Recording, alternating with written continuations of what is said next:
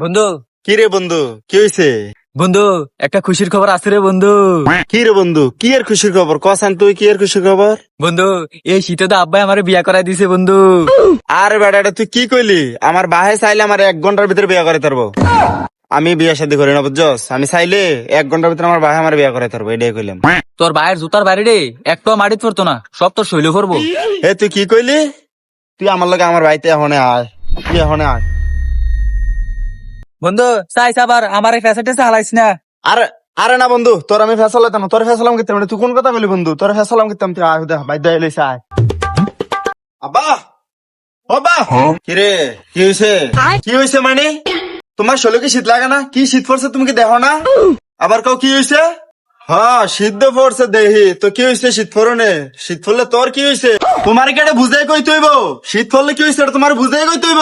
না তুমি বুঝাই কোন লাগতো না। শীত পড়ছে এটা তো আমি দেখছি। দাঁড়াও, তুমি দাঁড়াও। হ্যাঁ শীত পড়ছে। কও কি কইবা কও।